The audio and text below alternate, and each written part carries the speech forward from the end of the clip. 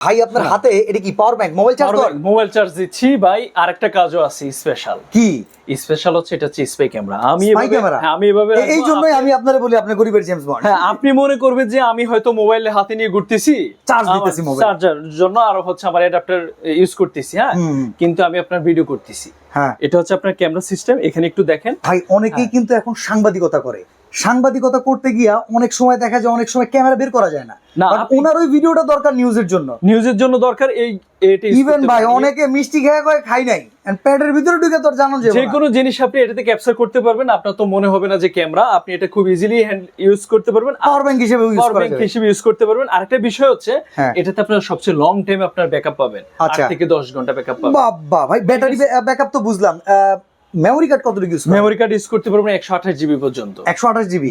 তো ভাই এই যে জেমস বন্ডের ক্যামেরা যেটা মানে পাওয়ার ব্যাংক ক্যামেরা, দাম কত ভাই? দাম হচ্ছে 6500 টাকা। 6500 টাকা।